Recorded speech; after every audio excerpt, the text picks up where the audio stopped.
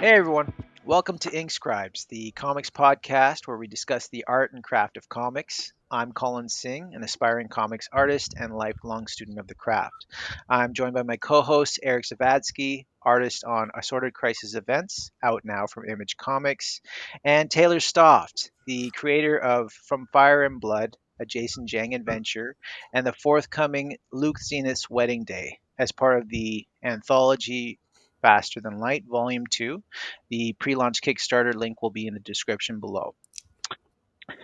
Today, a very special episode, the first of many, covering the career of Walt Simonson, specifically his work on Manhunter, reprinted from Detective Comics. So yeah, just a brief history. This is written by Archie Goodwin. Goodwin was a freelance writer editor at DC Comics in the early 70s. And at that time, he was packaging up like 3 war titles for DC. And at around the same time, Walt Simonson was fresh out of university and started working at DC, drawing short stories for various DC war comics. Comics like Weird War Tales, Star Spangled Stories, and GI Combat. Goodwin then became the writer-editor of Detective Comics with the hopes of saving the book because it was in a period of low sales. What? Yeah, the Archie Goodwin couldn't save the low sales, apparently. So, but they made a valiant effort. Did they actually cancel Detective Comics?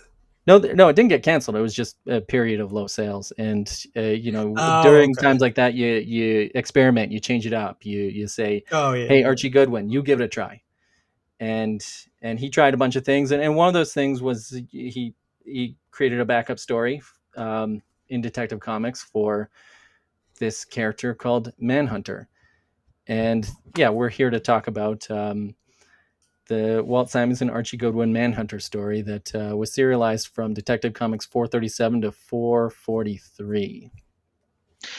Now, I just want to mention also that Manhunter was originally created by Jack Kirby and Joe Simon and premiered in Adventure Comics, published by DC back in the 60s. Goodwin. Back in the 40s. Back in the 40s, excuse me. And Goodwin and Simonson, both being obviously Kirby fans, had, I don't want to. He just had that repurposed the correct word to use. They essentially dug them up and reinterpreted. Reinterpreted. That's actually better. Yeah, let's go with that. But yeah, and obviously Simonson is hugely influenced by Kirby and is very apparent, especially in the last tale that they did together. Because they're supposed to be the same character, right? Like it is a straight line from one to the other. Yeah, Paul Kirk. Yeah. Well, 2 years before the Detective Comics stuff, New Gods was coming out. Jack Kirby left Marvel and created the Fourth World. And in the back of New Gods, starting with issue 4, they reprinted old Kirby stuff. And so, they were reprinting the Manhunter stuff for 5 or 6 issues of New Gods. And this was the first appearance of Manhunter that they're reprinting. And Archie Goodwin saw that and kind of fell in love with this Manhunter character, and decided that if you're going to have a backup story in a Batman comic, you should make a character that's sort of the antithesis to Batman. And in many ways, Manhunter is the way they redesigned him, because they did change the design.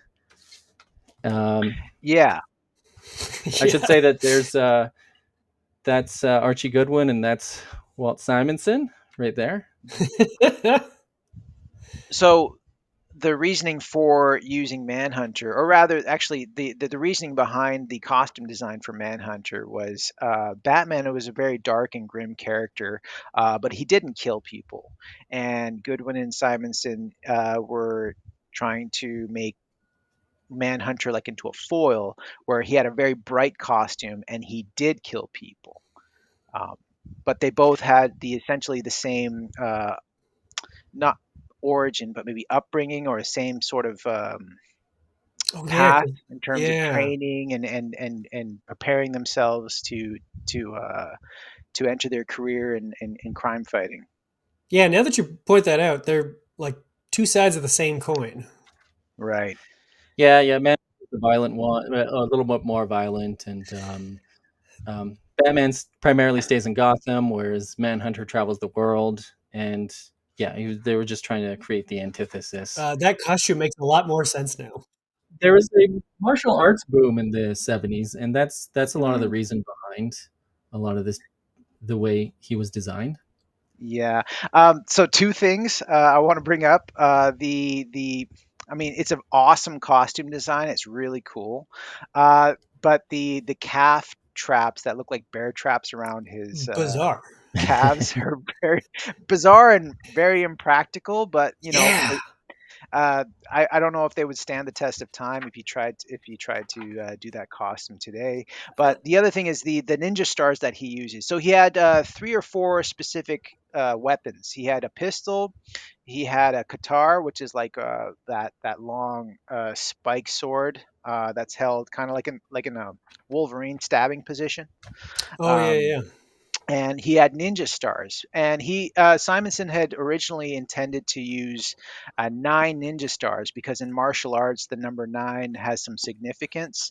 But he reasoned that it would be very impractical to draw 9 ninja stars on his costume every panel, so he just brought it down to 2. So he's got 2 there on his chest. But it's a really really cool design. I really loved it a lot. Yeah, it feels like a reinterpretation of like a samurai lord's costume, or not Mm. costume, but clothing. Yeah.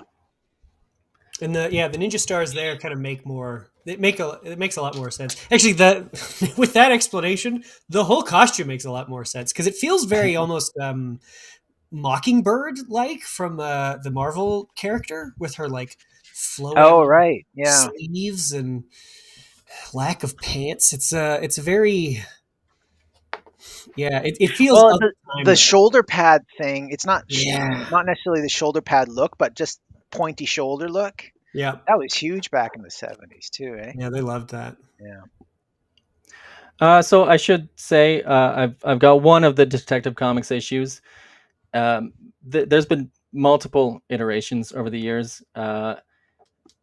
This came out, I believe, in 1974 to 1975, but then in 1979, DC and Marvel started re-releasing older works with special Baxter paper. So I don't have the actual Manhunter version, but here are examples of DC doing that. But this is an example of like reprinting older work with like special paper. Like it's just a higher grade paper. It's still matte, but just higher quality. And that Matt's the best paper anyway. Good yeah, and choice. that 80s edition had this cover, and it just reprinted the whole saga. All there was 6 8-page shorts, and then the final like 20-page version. And then in I believe 1999, they released this special edition, which collected everything, and then they added an extra story at the end. So you get a more modern Walt Simonson interpretation of the Manhunter story compared to the 1974 version. And then in 2019, this hardcover collection came out. So this one, it's interesting because we have low quality newsprint here, and then high quality newsprint, and then it goes straight to glossy paper with this edition. And yeah, I mean, I might as well jump right in. I'll just put this aside for now. Because it is fascinating comparing these two. I think for my money, this is the best version that you could find out there. I was gonna say, yeah. The gold The, cover? Yeah. That's the one I Yeah, got. the 1999 like trade paperback version, because I compared these and I found that like the line work has been completely destroyed in, not completely destroyed, but it's been blown out in this new edition. yeah, what's up with that? Yeah, like I can show close-ups here. Yeah, like I don't know what happened, but like if you look at the gun here, like you can see his original line work in this like 1999 version, and you get all the cross hatching detail, but then it's just completely destroyed here. and then you get his cheek. You get like nice, clear, perfect lines here that are destroyed. And yeah, like this guy's lips, he's got very clear lips here, and then it just becomes a giant mouth there, and that's all throughout. I assume what happened was that they put someone in charge of like remastering it, and the original file, the inks were gray and they needed them to be pure black. So in Photoshop you just sort of like bump up the levels to make it as pure black as possible, but that like takes all the gray fuzziness around it, and then it just turns everything black, and so you don't get like a delineation. It just like destroys the line work. That's just what I assume. It looks like somebody put it through a low effort Illustrator filter or something, because it looks like, yeah, you're right. There's no gray. There's no kind of roundness to it. It's weird. Yeah, like look at that mouth gets completely wrecked, and then right here, like you have these carefully placed hatching that just become kind of blobs of black. So it's very unfortunate, because the inking in this is really cool to see, and so you don't get to see the perfect inks here. So we're gonna throw this version away. Yeah, DC, get your act together. Come on. Yeah, hey man, it's kind of I don't frustrating. begrudge the guy who's given that job, because the budget is probably very lean, right? Yeah, I guess. Yeah, when you point that out, now I feel like an asshole. Don't hate the player, hate the game, man. yeah. I don't hate the guy that did it. I'm upset with DC. Give the guy more money. Give him time. So it is interesting that the first credit box we get for Walt Simonson in imagine you're an artist, you've just been doing short stories, like short war stories, and then you get a short story in Detective Comics. And he gave, like, Walt Simonson chose this himself. He chose to credit himself with his signature. Great signature. Love that. Like imagine being a kid picking up Detective Comics and seeing the most exciting art, and then you're like, who's the artist here? What does that say? What? Am I supposed to get louder in the middle? Well, it is a really iconic signature, though. Yeah, it's the best signature in comics. Once you know who it's for, too. But because Simonson was playing the long game. Yeah, for sure. But I think because Goodwin's the editor, and I think he had a really great rapport with Simonson, that he basically allowed him to do that. I didn't even know it was a dinosaur. My dad pointed it out to me when I was like 8 or 9 years old. Oh, really? He goes, "It's a dinosaur," and I'm like, "How is that a dinosaur?" He goes, "There's the tail, that's the body, that's the neck, and that's the head." I'm like, "Oh." It's crazy how early in his career he established that really cool signature. Like, And a lot of artists, you see them day. slowly discover their signature over time, but he had it figured out from the get-go. It also kind of, like, I want to say a lot of the Image guys tried to do that as well, right? Make their signatures quite distinct. Like on Capullo's early stuff, you see, like, he's trying to go for this kind of graphic CG, and then later on he'll go for a very distinctive Capullo. Yeah. McFarlane does the same. You don't want to have the signature you sign your checks with, and you also want to make something that looks visually cool. But Simonson did go to RISD, Rhode Island. RISD. But obviously he applied what he learned to his signature. Like, it's very communicable. If you can actually make it out, all the letters are there, right? Yeah, when you see a large version of it, it's quite obviously, oh, Simon's son. Okay, yeah, I get that. Yeah. It's just that it's often so small that, what are you going to do? So there was no Google image search back then. So when it comes to reference, you have to get clever with things. But Walt Simonson says that he swiped the look of the Himalayans from one of his biggest influences, Jim Holdaway's art from Modesty Blaze. Love that stuff. I'll say that was his biggest influence on probably for his line work and his storytelling for this comic, even though throughout most of Simonson's career, he's more of a Jack Kirby guy. But the Jack Kirby influence is not here in this particular comic. It's Jim Holdaway, and he had a bunch of other influences like Frank Bellamy, and but yeah, the Modesty Blaze stuff is interesting because it does look quite a bit like the line work, at least looks quite a bit like his art here, because this doesn't look like the Simonson we know, right? It's just clean. Yeah, but I mean, we were talking about this before. I think in the 70s, though, when Neil Adams came onto the scene, he completely changed the game, right? Like, there's always an artist every decade or every era who kind of influences everyone that comes after him. And in this case, I mean, you can see in these 8-pagers, the first 48 pages of the Manhunter story, I think is heavily influenced by Neil Adams, but he does do away with that later on to become himself. He goes more graphic, definitely. He goes more Kirby, like he goes back to his roots, you could say. But definitely, I can see the influence here with the Modesty Blaze stuff too. Yeah, the Modesty Blaze stuff is a lot cleaner in terms of lines that he's using that are being used to communicate roundness, which I think is what Simonson is going for. To your point, Colin, about being influenced by Neil Adams, because Neil Adams has those figures feel 3D, you know, like when Superman is bursting something with his chest, it's like, yeah, that chest that's round. And I think it's kind of a weird combination of the two. Yeah, I mean, that's very Neil Adams right there.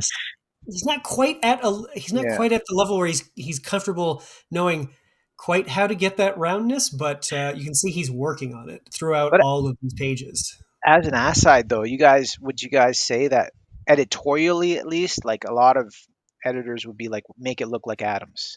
Right? I would not be surprised if they did. Just make it look like Adams, right? Or at least hire this guy because he looks like Adams. Like, well, that too, yeah. Probably a bit of both. Who knows? Yeah, because the thing is that when you have Adams, he's only able to do so many books, right? So it's either we either steal him and then we only have him for one thing, or we can get a bunch of guys. Like I think.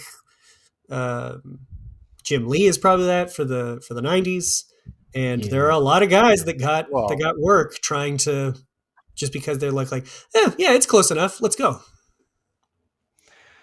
So I should say that I looked around and I tried to find a credit for who did the coloring on the original Detective Comics stuff, and from what I saw, if it's correct, Walt Simonson colored the original Detective Comics stuff, and then when it was reintroduced several years later in the 1979 Baxter paper edition, Klaus Janson did the recolor. So this one we're looking at is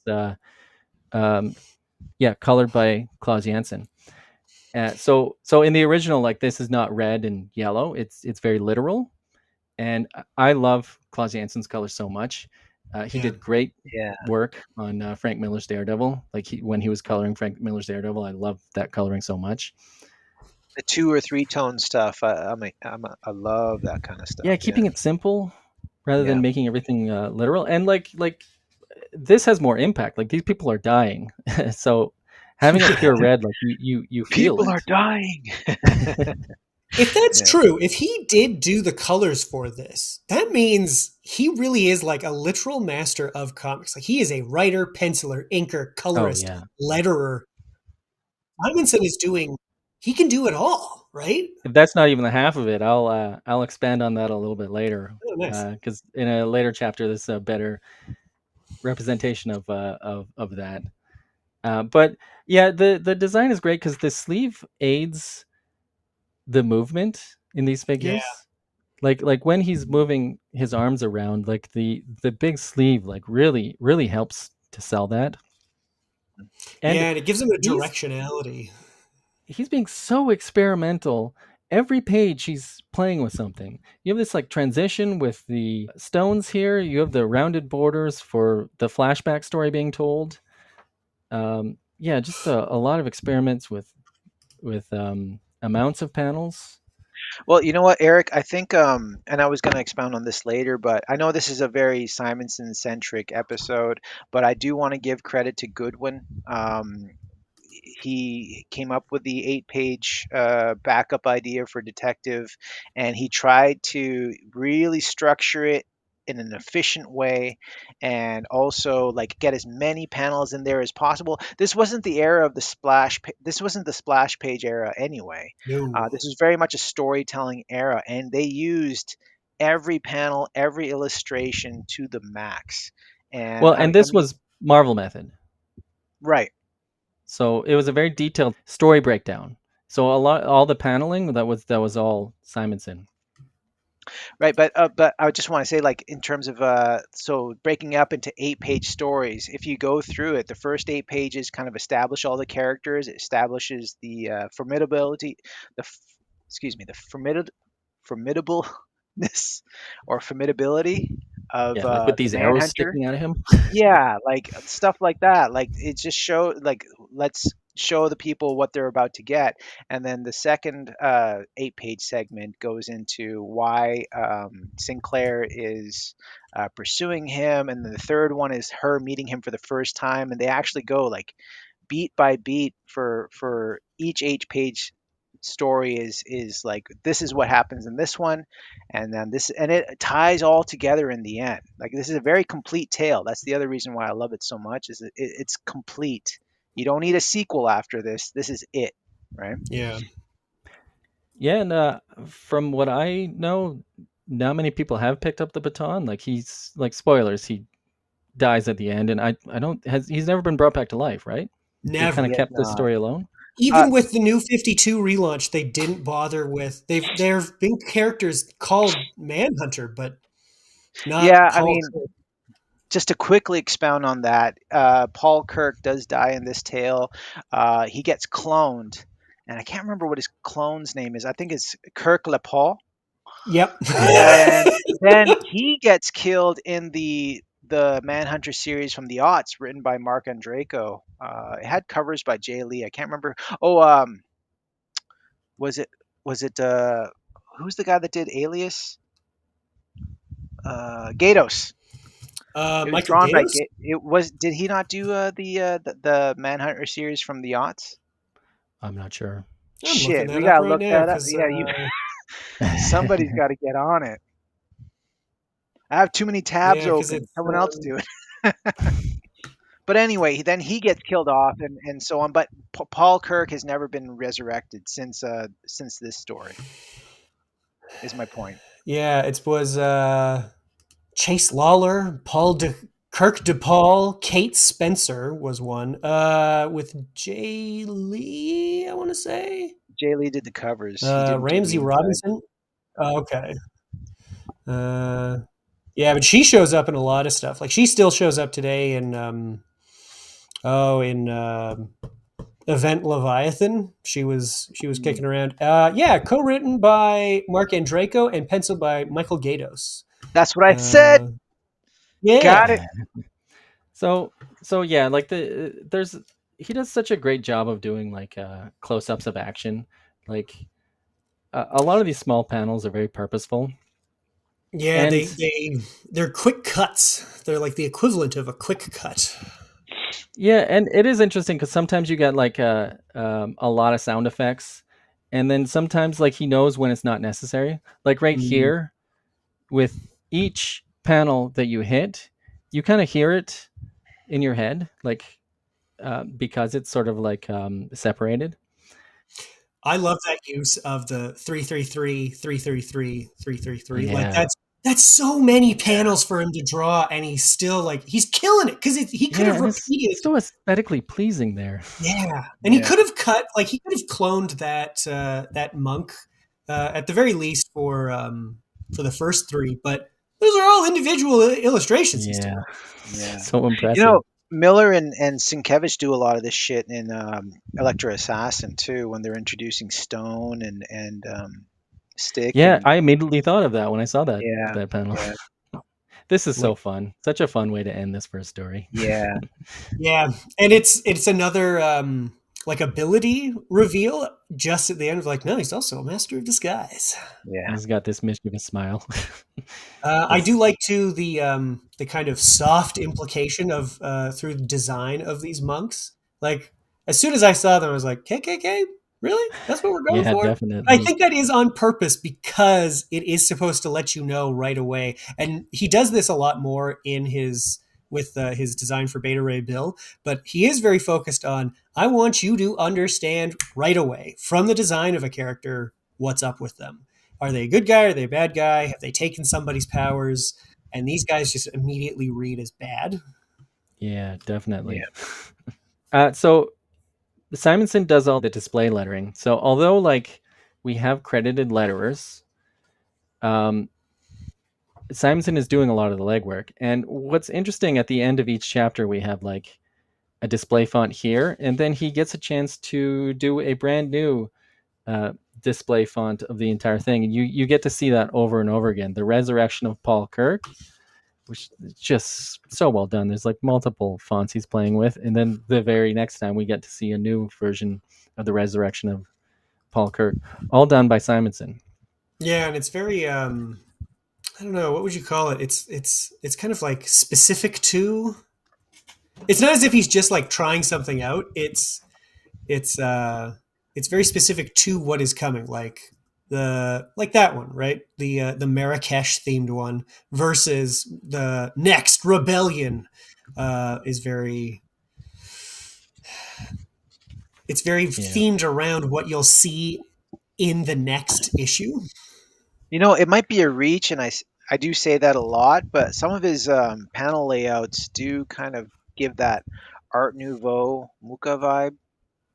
Okay. Not so Yeah, much, yeah, yeah. not so much the grids. Like he does a lot of grids. There's like 16 panel pages. Some of these pages are 16 panels, but there are some grids like going back to the first 8 page arc where some of these are nicely framed. There's nice little arches and stuff in some of the framing of these panels that kind of remind me of Muka. I mean, there's just every page he's doing something different. I mean, RISD Yeah. is the premier art school, one of the premier art Yeah. schools of the U.S. and in the world. And you know, I don't think there was like a comics program necessarily Mm. at the time. I think he just he was focused on comics at school and took what he could get to kind of Well, his final help him thesis was learn. Star Slammers, right? Yeah, Like yeah, he did a whole graphic novel a for his whole final fucking project. graphic novel. Yeah. Yeah, Yeah, which I mean, is he's got such a good design sense, and I guess he got that from school Mm. and just the idea of making the file folder recurring imagery throughout. Yeah, did you I don't know which one of them Paperclip. this is, but did either of you pick up on the other spy nod that you get throughout these? No. The How do you file mean? number 007X9. 007, obviously James Bond, but X9 is also for the Dashiell Hammett character, Secret Agent X9. Well, Oh, cool. so where is that? This is the file folder chapter. It's on it's at the top of no, go back a page of the top of the left hand page, first panel. Oh, right here. Yeah. Just a fun little. Oh yeah, I'm following It along helps here. like kind of orient it for at least for me. I when I saw that I picked up like right spies. That's what we're doing. This isn't so much superheroes as super spy stuff. Yeah, definitely. Yeah, I mean, yeah, this whole chapter is him showing off. It's him. Yeah. It's him showing like everything he can do, and yeah, you can tell how like before this he was a newcomer, and then after this he won a whole bunch of awards, and he was just known throughout the industry. He did not have trouble finding gigs after Manhunter. No. The story I had read just today was that he took Star Slammers into DC and just like talked his way into hanging out with. I think he made his way to like the break room where artists were hanging out. Just kind of struck up a conversation because he's well known to be like a very friendly guy to this day. One of the Very nicest guys in guy, comics. Yeah, and you know, hey guys, do you want to take a look at my senior thesis sort of thing? And these three artists, I can't remember who they are, but they, as soon as they saw it, they were thinking, oh Christ, this kid, like he's actually got it. Let's see. He saw Howard Chaykin, Michael Kaluta, Bernie Wrightson, and Alan Weiss sitting together. Kaluta showed Simonson's work to assistant production manager Jack Adler, who in turn showed it to DC publisher Carmine Infantino. And yeah, he, after talking with Julie Schwartz and Joe Orlando, they gave him some work. He walked out with a job from all three of these editors.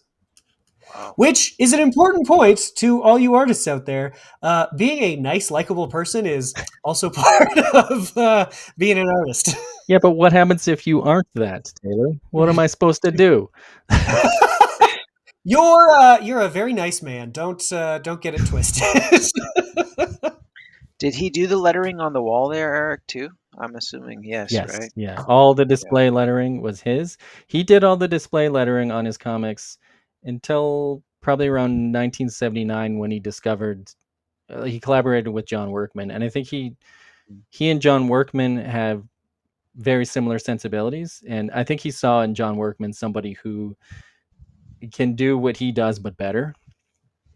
And so he works with John Workman any chance he can get. For the last several decades. And John Workman, known to be great at what he does. That's so cool that he does the display lettering, though. Yeah. So I mean, these were 8-page stories, but they're pretty much 20 pages of story crammed into 8 pages. Yes. And you can really tell, like, especially in this story where this is his origin story, and there is just not enough room because it flashes back to his origin, and then it comes back to, you know, them fighting in an alleyway. And so while you get all the origin here, you get this little panel here where the fight is going on in the present day, and you know, they just made use with what they had. They only had 8 pages, and you do get a lot of you do get a lot of situations where it's tell, don't show. Like when he sees his clone.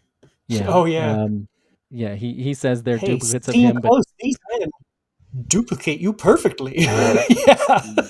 Yeah, and there's just not enough room. Yeah, one character picks up what to show there's. Well, to speak to that though, you know, even though they only had 8 pages, like these days you can buy a 22-page floppy and finish it in 5 or 10 minutes, right? Depending on what it is. Like, but these 8 pages actually took you a while to read. You actually had to take it all in, and actually you get like a lot out of it, right? It was a very immersive experience.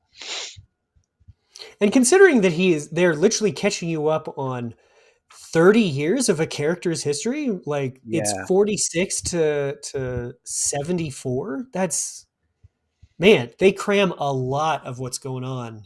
And it wraps up with a bow, this chapter. You know, this chapter, there's it's just a lot of explaining. Like, so this page alone, there's a fight going on in an alleyway in another timeline. Meanwhile, we have a flashback going on.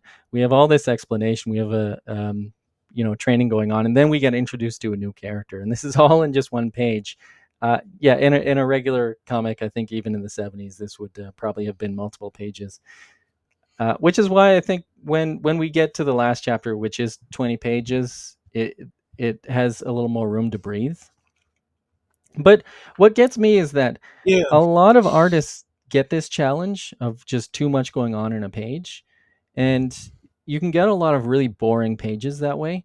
But Simonson makes every single page look interesting, and there's always something to pick out, something to study, and it's just so impressive.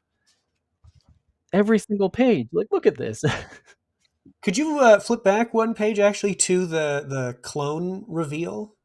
I just want to Yeah. point out it is just two guys fighting, but Paul Kirk and whoever he's talking to, I forget now which one he's talking Sinclair? to. No, it's like the head of the Of the council there? evil Villain, organization. right? Yeah, Right, the right. council. Yeah. They're walking like it's still dynamic because they're walking through those panels, Yeah. right? Like it's keeping you going. It's keeping your flow going, and because they're kind of color coded, when you get to that black, all black one below it, you're still clear on. Oh, okay, that's still them, right? Okay, he's so good at keeping you situated with the characters no matter what. Yeah. Yeah, it's very impressive. And yeah, just always interesting. Look at this. Yeah. Like, I don't want to say there's no line wasted. That's not the case here, but there's no space wasted for these stories. Ooh, Oh yeah. yeah. No space wasted. Because space is time here. Yeah, and on that note, like, I love this page so much. This is our protagonists in an alleyway, and then this dude at the other side of the alleyway, like, staring at them facing off, and you get this like zoom out, and then he turns the lights on. Yeah. And because it's a series of small panels, when the big panel hits and the big moment hits of him, flicking on the switch and the light going, it's more powerful, and it really, really hits the reader. It's very well done. Yeah. Great use Yeah, of it's a great, space. great page. Yeah. And to hit, like, this is important. Man, So he's so good. yeah. So as I said before, they initially worked Marvel style for the first couple of stories. Archie Goodwin created very detailed plots, but by the third or fourth chapter, so around this point, it was just a long conversation. They would get together, just talk it out, and then Simonson would go to work. Oh, So, I mean, okay. he's a co-writer on this. Oh, yeah. Like, he's uncredited, but he is definitely a co-writer on this. I feel like that is becoming a theme of this show. Our favorite artists are like more involved than just robotically Yeah. drawing page one, panel one. Yeah, I'm gonna gush more about Yeah, Goodwin when 100%. we cover Alien, but on page 3, Hell yeah. I just wanted to bring up, this is what I meant by the Art Nouveau kind of layouts. Yeah, I can see that. Yes. Good call. Yeah, I was trying to figure out what is this? What is this? Because it has such a distinct look. Art Nouveau. And it's also kind of reminiscent of the Matrix there, Or the Matrix is reminiscent of this.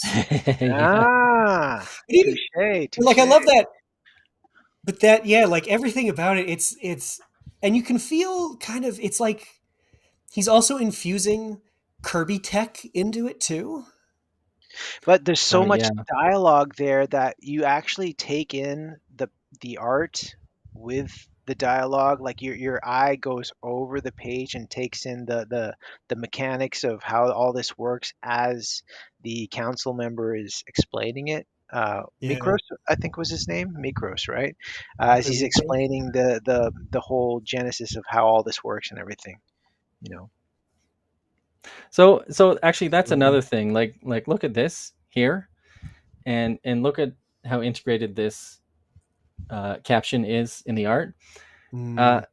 Simonson drew all the borders around the captions and the word balloons.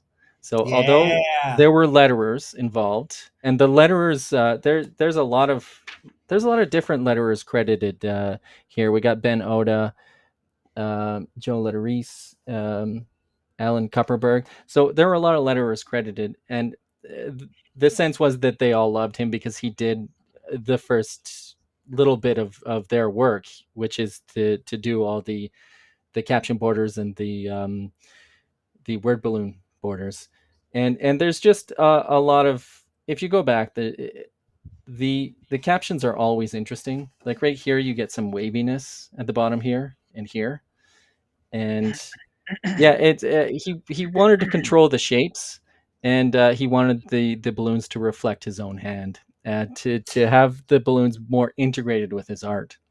When you say shapes, are you talking like the actual, like the roundness of just like everyday word balloons, or like where they go and where they're directing you? All of the above. Oh, Yeah, okay. he just wanted to control the look as much as possible. Like, and I believe he was coloring the original. This one's colored by Klaus Janson, but like, yeah, he was doing so much. Yeah. Start to finish. Yeah, like this is fun, where you get the height of the building as he jumps out. I love this page. Yeah, this is great Yeah, because he does the thing that, I mean, it's cutting through time, right? Like as you move down it, it's him and it's following and it's the splash, but it's also giving you the space to fill in between each figure. And then that fight beside it, it's functioning as the building that he's in. It's so cool. yeah, it's very cool. So this is another scene where Taylor and I talked about it in a previous episode. I can't remember which, but where the dialogue or the captions are perfectly symbiotic with the artwork, where Mm, him actually narrating what was going on as he was getting the shit kicked out of him by his own clones, and he talks about how the edge he had over his clones was the lifetime experience that he that's had, right. Yeah. right? That gave him the edge. And it works perfectly with this page. Like this page, I would love to own this page. Right? Yeah. Yeah. Oh, Does actually, Eric, can you say Simonson owns all of his original artwork, or at least most of it? From my understanding, in fact, I think there is an artist edition of this, because yeah, I believe so. Yeah. he owns all the art. I must have it. That's smart. There's a lot of people who sold art throughout the 80s and 90s who have a lot of regrets. So this is pretty fun, where you get you get the hero's armament all laid out. It's very classic Love shit comics. like this as a kid. Yeah. And again, we got Oh yeah, another yeah. It's cool font, Cathedral Perilous. I looked that gun up. That actually is, if you type in to like Google image 1916 Mauser pistol, that's what comes up. Oh Like yeah. that's the thing, right? Well, it made me think like, oh, like you can look that up now. What's the research that he had to do to find this gun?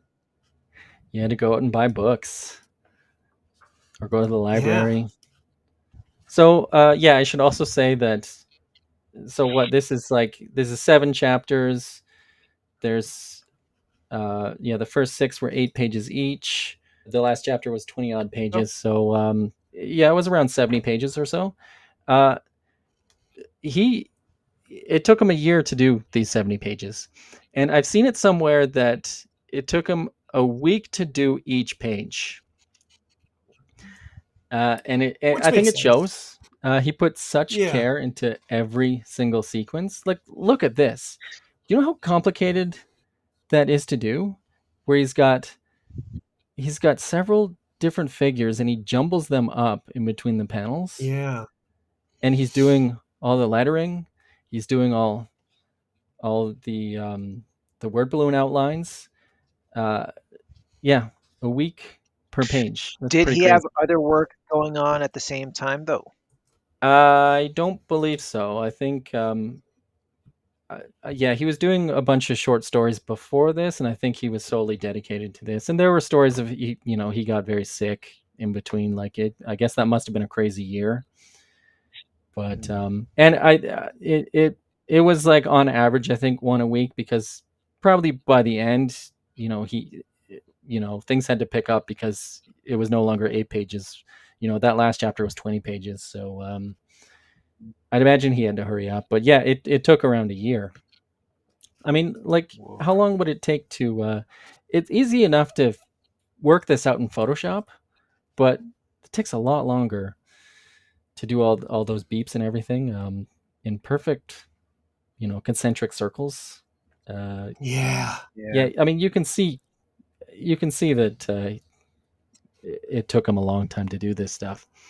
Yeah, he's getting a template out, drawing circles, and man alive. Yeah, and doing stuff like this, this is no joke. This hand is interesting. Simonson says that when you see this in his work, it's a direct influence of artist Frank Bellamy. In interviews, he describes how much he loved when Frank Bellamy did this, and he gives all the credit there. And when now that that's pointed out, you'll see it a couple more times in Manhunter. He just loves this sort of effect where you see the wrist. Sorry, you see the wrist, and then you see the hand like that. Yeah. How many different fonts, is that the correct term, I guess, like font styles, is he implementing in these 2 pages alone? Yeah. He's got the crash, the beep, blam, whop. The pow. He's got this one here, that, there, whop, thud. The perspective on that dome too. My God. Yeah. And then the lighting as well. Yeah, not easy. So this is something though. I want to ask you though. This is a trope that goes away eventually. Little kids dressing up as cowboys in public. That is something that I have seen in a lot of stuff, like much older stuff, or things that are being set in kind of the 60s, 70s, 50s. That's not happening now, right? Well, Westerns were big in the 70s.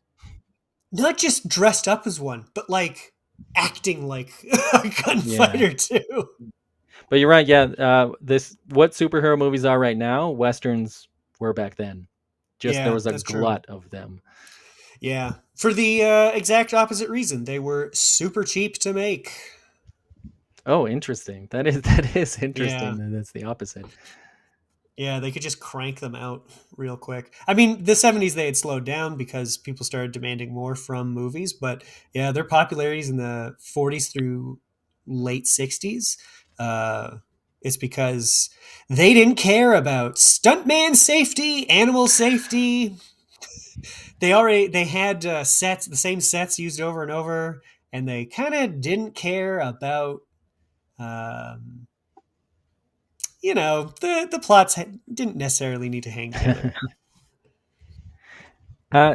So it is interesting because we all know Walt Simonson's art. We all love Walt Simonson's art, but to some extent, this doesn't look like Walt Simonson. He hasn't really fully come into his own style. No, and this face, that doesn't look like a Walt Simonson face. Whereas, when we go to the back where we get some more modern Simonson, let's look at how he draws Jim Gordon. That's a Walt Simonson face. Yeah, well, that's the point that I was trying to make earlier, is that I think he was more so either mandated or at least influenced by Neil Adams and the like back then. But he broke away and came into his own later on, and he became a more graphic artist, especially with the faces and that. He uses far less lines than he did in the original 8-page story backups. Yeah, and this is just the natural progression of artists. You slowly discover yourself. Nobody's fully formed right off the bat, but compare her face there to her face here. Yeah. My favorite era of an artist usually is when they've almost fully discovered themselves, but they're still playing around. And in this, he hasn't. I don't think he's really discovered his own personal style, but he is playing around so much. This sequence right here. This entire comic feels like he's trying to prove himself. He's constantly trying to show, look what I can do. Of course, he's got to get out of these 8 pages. I also really love. Actually, could you go back to that page? Because that's a cool scene. But I actually really love the first half of it, especially that middle row. He's not too concerned with the realism of it. He's trying to punch up the emotion of it, right? Especially with the dad in the spotlight. You're still that man, and then the next panel, it's like the lighting has suddenly shifted. So he's not too concerned with keeping lighting consistent, keeping lighting motivated. I think the term is, because there's motivated and unmotivated lighting. He is not concerned with motivated lighting. It's like whatever is suiting the feel of this panel is what he is going for, and he's prioritizing it. Yeah, and both of these are perfect examples of that. Yeah. Mm-hmm. And then it feels like we're changing genres. It feels like this is a noir, and then we're in a horror movie right here. It's just crazy, the versatility and just all the skills he has at his disposal. Yeah, getting bogged down. I mean, I definitely do this. Getting bogged down in kind of the consistency of something. It's not that important. I mean, there is importance to consistency, but whatever communicates the story best is what should be used. Yeah. Another point that I want to bring up is that as I was reading the story, I really appreciate that he does make each character their own, like even their ethnicity and the character design of each character. It's unmistakable going forward. You're never confused, not once. Kirk is Kirk. Yeah, I mean, he's got a very distinctive face. Yeah. Actually, everybody does. Yeah. This is crazy. This is really fun. This is like a 5-page fight sequence, and it just comes off very brutal. And I love how everything's paneled very specifically here, and then we go into a montage. And like when I got to this sequence, I thought like, oh, this took place over hours right here. This is just like we're going into hour 2 or 3 of this like brutal battle between the two, because that's the effect like, of a montage. It's just when you remove the gutter space, things are just sort of like blurring. Time is which you can see now in issue 4 of Assorted Crisis Events. Check it out at your local comic book store now. Yeah, I specifically utilized that effect in issue 4. So no, and it's a good one, right? It really is the breaks in time bleed away. And I think Simonson uses it great here, and you use it great in issue 4. It's great. I love seeing it. Thank you, Taylor. So here we get the end of this chapter, and that's the end of all the 8 pages, and then we go into the Detective Comics issue where I was going to ask, where does this come from? So basically, at this time, Archie Goodwin decided to quit DC and go work at Warren, and so they needed to end the Manhunter story, and they decided that they might as well finish it with a big finale in the main Detective Comics story where he teams up with Batman. So, and this is like a thick comic with like multiple. Yeah, it's got like multiple short stories, but this time Manhunter is in the main story, so we get this cool little pin-up of the two of them teaming up, and then it lists all the different backups. But yeah, I did want to show off Simonson's colors versus Klaus Janssen's colors, and I know we revere newsprint comics, but there's higher quality newsprint, and then there's lower grade newsprint. Yes, there is. Because this is newsprint that I have in this like 1999 trade, and not all newsprint is the same.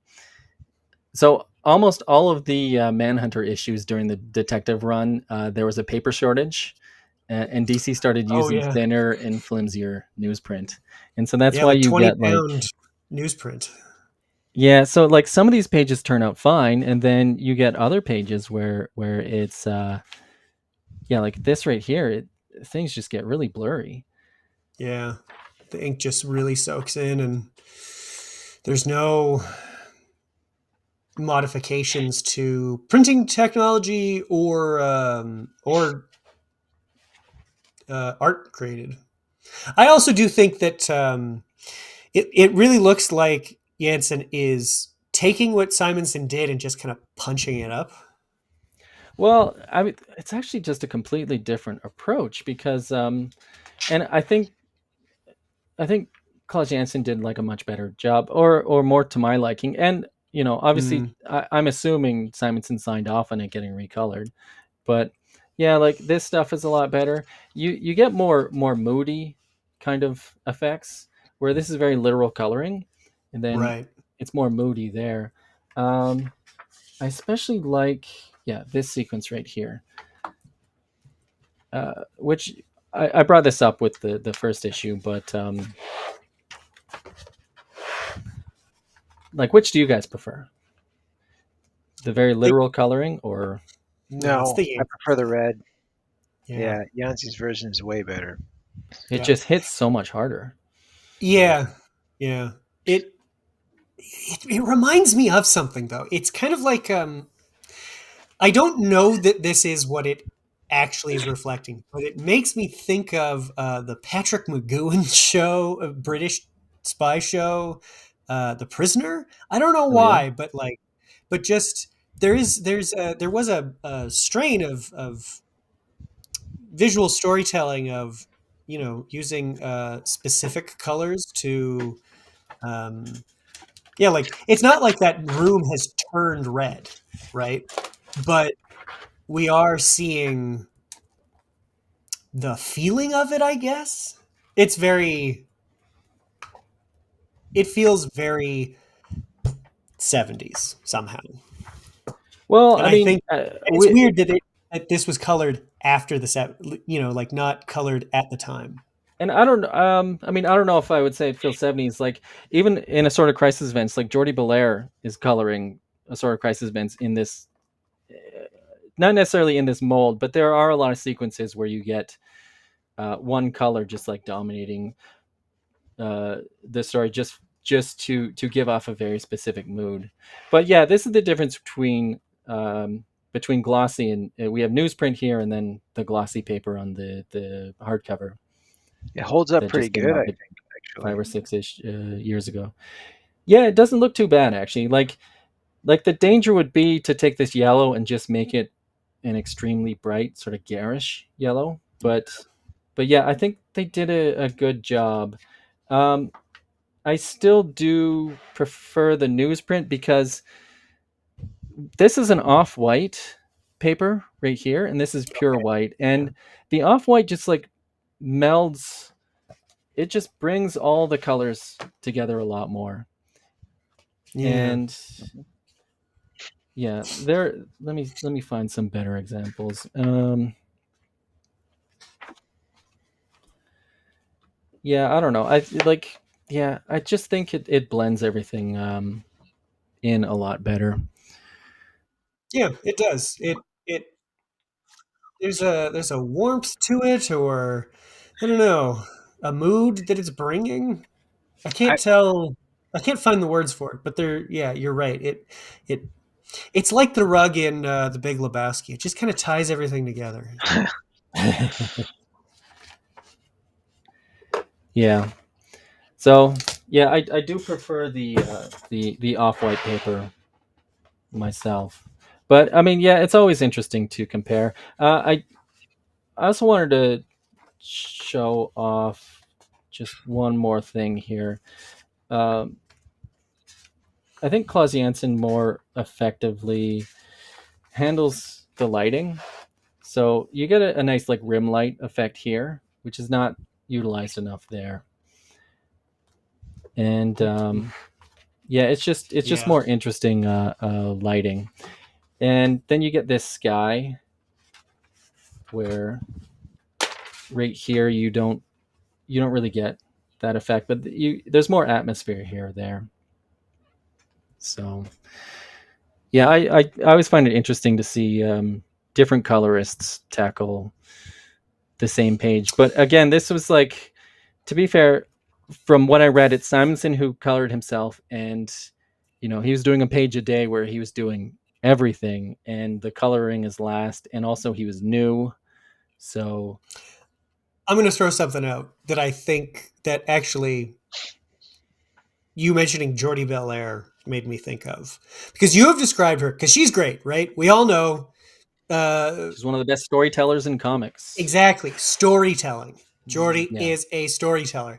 And I wonder if at the end of,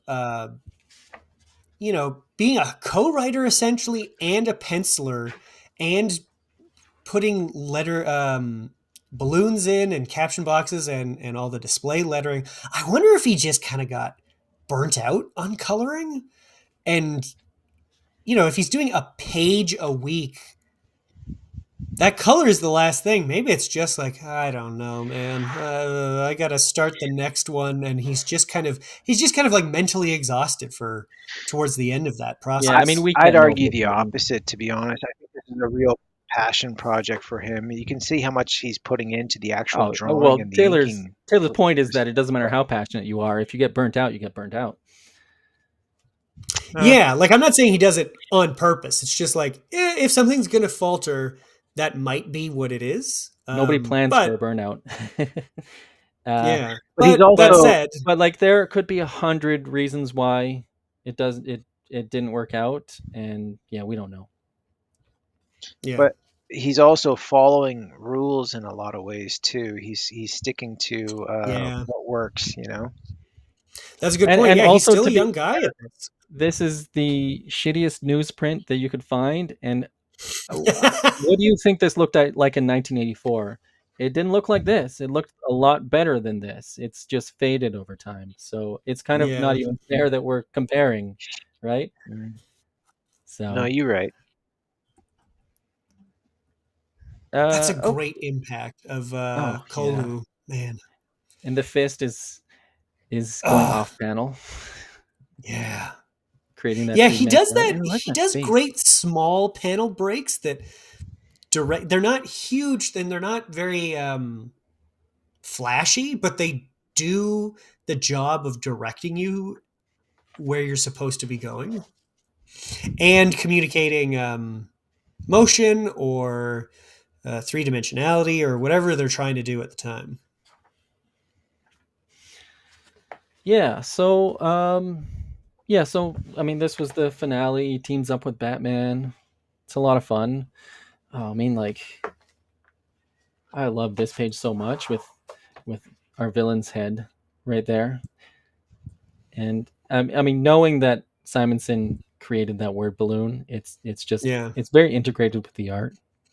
The swoop down of the panel gutter above him, and just so much fun. Yeah, he's given so much thought to, I don't know, what would you guys call this? Page, not layout, but page design. Yeah, composition. Okay. Page design. Yeah, the design of the overall page. There's that hand that he loves drawing. Yep. Yeah, composition, page design. And that every single page looks interesting. Yeah. But did you guys have anything else to say about this particular issue? Because I know you guys were probably you guys are definitely the most excited by the work. Just that explosion fucking rocks. Yeah, that explosion rocks. That's amazing. It's more to speak to the story itself, and I mean Goodwin played a huge part in that too. It completed the arc of Paul Kirk, right? And they never really revisited it until the Silent issue, and it really tied everything together. And the final chapter was titled God Ramadan, which is the the final piece of Wagner's Wagner's musical work, and it's like Ragnarok, like everyone dies essentially, and in this case it's Kirk and the council. Like that entire mythos is gone after this, right? He buries it all. Yeah, this huge uh, secret network is just no. And It's I mean, done. there's a lot to be said. Like, Goodwin and Simonson both were very cultured, intellectual, well-read guys. They did a lot of research, and put a lot into this. Like, you could see that Paul Kirk throughout the story showed his formidability physically. He went toe to toe with Batman. He actually, picked up on clues that Batman didn't pick up on. And finally, to beat the final villain, he actually had to use his mind, right? Like, he was a complete master of his life, not just his physical form, but also his mind as well, right? And it's tied together with that awesome explosion at the end, the very Yeah. last page, right? Like, that's such Just a nice realized too shot. that Oh, Paul Kirk also this is he so goes bad, all the man. fucking way. Yeah. The character Batman keeps throwing the Joker in Arkham Asylum, but Manhunter's like, no, I hunt these men and I got them. And he goes so far that he's willing to take himself down if it means ridding the world of these absolute maniacs. Well, he should have died when that elephant trampled him. And so all this was True, protecting yeah. him from life, right? True. So, Yeah, he does talk about that. Yeah. And that he's like, I'm not upset that I'm back, but I don't know. I'm not really at peace anymore. it was a uh, well, it was a stark thing resurrection to is an read. abomination, I think, and that's why he tried to put the council down, is because what they were doing was Yeah. evil work. And there's like, audience, just read it, man. You won't regret it for sure. Okay, It it's a hits so much fantastic differently story, than fantastic art. Just read it, man. Do your due diligence. Yeah. yeah. Yeah, it hits much different than a lot of 70s comics. Although I know that the 70s is a time when they're starting to introduce this sort of thing more and more. These heavier subjects, these more poignant stories. But Yeah, yeah, it the was less about good next and the evil. Well, I mean, this was definitely good yeah. and evil. So yeah, I don't know. Well, but like even the character is different, right? In the Kirby version, he's a regular two-fisted mystery man who he punches Nazis and saboteurs and fifth columnists. And but in this, he's an anti-hero. He kills guys and he's fine with it. He's not overwrought about it. He goes into this mission with the thought of people are going to die. That's just Well, the what the last world lines, is. the last lines of the story itself it ties it all together. Sinclair, she says, Yeah. they'd robbed him of the only piece he ever found, and I suppose in his own way, he's taken it back. Yeah. The fucking Damn. answer. Yeah, you kind of But don't need the final chapter. I'm glad we No, have it, I would but count you it don't as an need it. epilogue. I think, unanimously, it's Yeah. counted as an epilogue. When did it come out? so this came out for this edition. So this Oh, came out okay. in 1999, and the story behind it is that uh, years before Archie Goodwin died, they talked about a potential short story they could do, but it got put on the back burner. And then after Archie Goodwin died, Simonson went and he had done some sketches, and I think he had created this cover design as a loose sketch, and he consulted that old idea, but he just really didn't want to. Like, Simonson had done some writing at that point. Well, he'd done a lot of writing at that point, but Yeah, done. he did. He just thought, I guess it would not be right to have words in a Manhunter comic that he drew that was Mm, not written by Archie Goodwin. So the whole idea was to take that idea and just make it a silent story. And this is him, kind of like that's a Simonson. class act, is what that is. Oh, absolutely. And this story is where he's finally come into his own too. Like, he, through the 80s Oh into the yeah. 90s, this Simonson was this. It's all graphic. Like, even the spotlights, the lamplights, the faces even are more graphic than the more Adams influenced detail. And actually, the Yeah. page, Yeah, I mean, Eric, can you very. go to for this story? Can you go to page 3?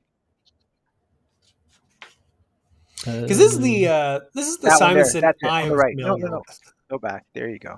Yeah, that one. What a great shot of like yes, of the reporter showing up, yeah. and Well, being no, the page grabbed. on the right there, with the Oh yeah, spotlights all going up, and he only focuses on the top tier for the next 3 yeah, panels. And then it cuts Yeah. back down to Gordon, who is connected to the first panel just from his shoulder, right? So it's still Hmm. all one shot. Yep. I love it when artists actually take chances like that and actually delete detail from the composition. yeah, yeah. It looks It really was way good. more impactful. Yeah. Yeah, graphic is a good word because the use of spotlights is very well done. Very cool. Yeah. Yeah. This is the Simonson I know, right? Because I've read his entire Thor run, and some of the Orion stuff and Fantastic Four stuff. So seeing like the shift from the 8 pagers and the final issue to this, I was like, coming home. All right.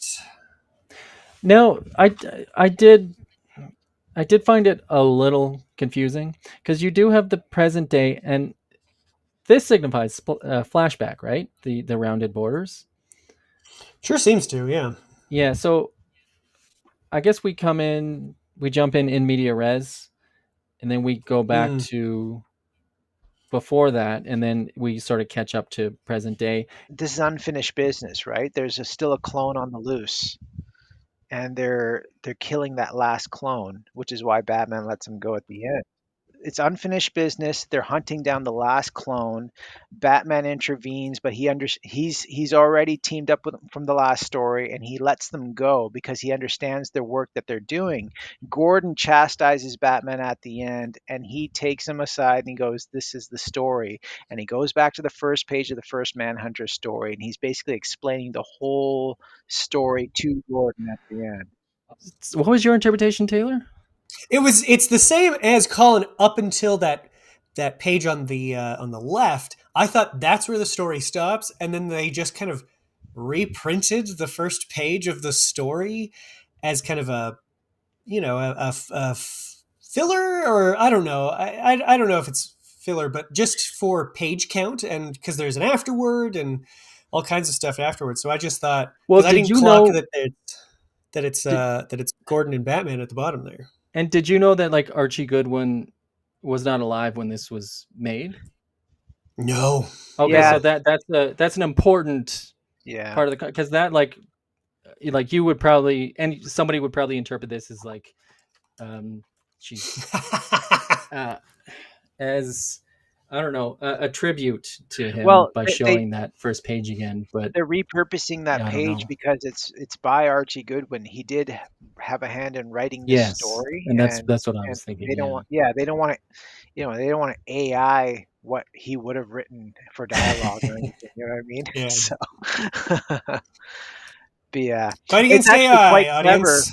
I wonder if it was Goodwin's. It It is, had to have yeah. been Goodwin's idea to have Batman let them go because they did kill somebody, and then Gordon's like yelling at him, and he's like, "Well, they're past Gotham City limits, right?" Yeah. Which was quite clever. I don't know if it was Yeah. Simonson or Goodwin that came up with that, but really Well, nice what's weird answer. though about that is Batman, and the Joker says this in The Dark Knight. Batman is not bound by any border. Like, if Yeah. Batman wanted to stop him, he could. He just doesn't. He purposely doesn't. But there's also kind of this implication of like, it's just clones though. Like, he's not a Yeah, real like person, right? Living, breathing. Oh, I know. so yeah, that was Manhunter. It It was was a rad. good You know, read, and I'm Yep. glad we covered that because I know we have talked about doing future Simonson episodes, so it's good that we covered his introduction into comics. Sorry, my cat you know, is. It may be some time Hey. till we get to the next Simonson episode, so I just want to I want to expound on him a bit. He's turning 79 this year, and he is still doing.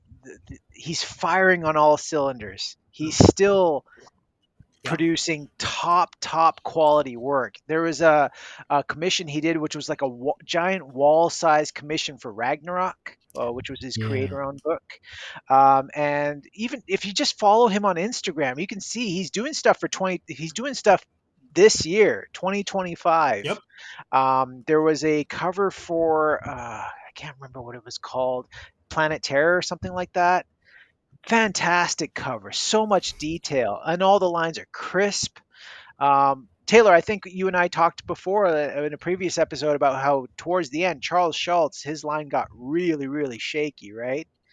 Mm-hmm. But I hope Simonson lives to 100. Yeah, I hope he lives to 100, and I hope he's still doing this. Here, here. Like he's a treasure. He's a treasure. Simonson. I mean, Mr. Simonson, sir, if you're watching this show, which would be a dream for all three of us, I hope you live to 110. Okay, so Hit us up. We'd love to talk to you. oh yeah, absolutely. Yeah, he's still posting. Like he posted 8 hours ago. 8 hours ago, as of recording this, he posted new stuff. It's amazing. He posted a work in progress of a Manhunter sketch 2 days ago. He is not missing. Yeah, I saw that. I saw that. Yeah.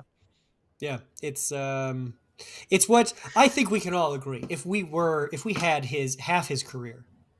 Yeah, definitely. Yeah. But speaking of that, we are all artists. So what did you guys do anything art-wise this week? I know I'm really bad for this, but here is the artwork. Okay, it's not ready at the time of this filming, but there it is right there. It's a Manhunter. He's working on it. Yeah, I mean, I'm what even though I'm bad for posting the art at the time we're filming, I've been doing those profile sketches of each character for every story that we cover. I did Spawn for the image number one's episode, and I'm doing Manhunter for this episode.